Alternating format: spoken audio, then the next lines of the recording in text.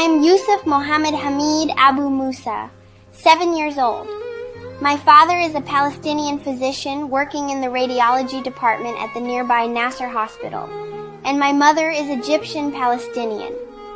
My grandmother is from Sharqiya, Egypt, so my father was able to get Egyptian citizenship through her, and my siblings and I also obtained Egyptian citizenship. I have a sister named Judy and a brother named Hamid. I'm the youngest. On October 15th, there was shelling by the Israeli occupation forces on the Nur al-Shams refugee camp inside Tulkarm city in the West Bank. My dad was working a 24-hour shift in the emergency department. Before he left, I called for him, my mom, and my siblings. I told them I wanted a family hug, for us all to stand together and hug each other.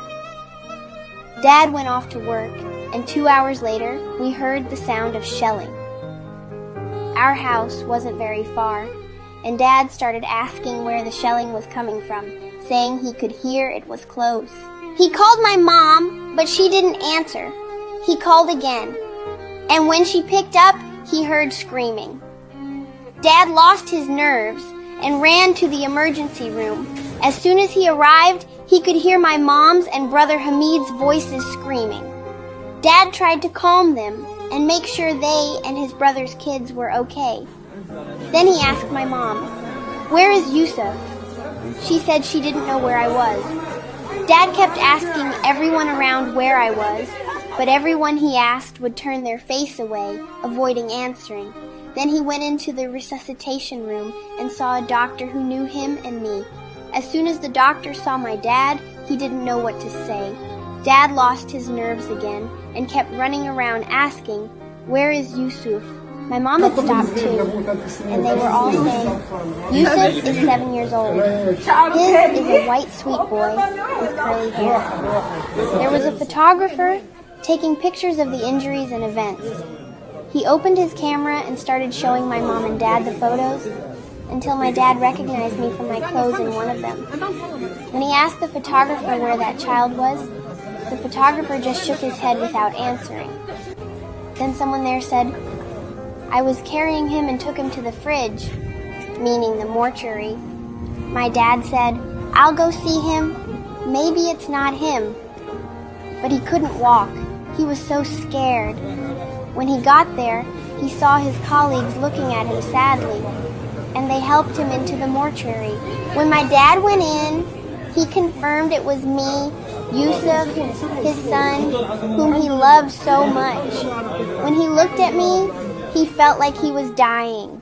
He also found my older cousin, just 2 years older than me, and another older cousin, and his sister-in-law, whose husband couldn't recognize her because she was just body parts. As for my injured cousins, one had a compound fracture in his thigh, arm, shrapnel in his abdomen, and burns. His sister had a pelvic fracture and a deep wound to the bone in her back. When my dad saw all this, he couldn't speak except to say, "Praise God, and God is sufficient for us. Most excellent is the protector." My dad couldn't tell my mom that I had been martyred because when he told my brother Hamid about me, he had a nervous breakdown, screaming, "I want Yusuf."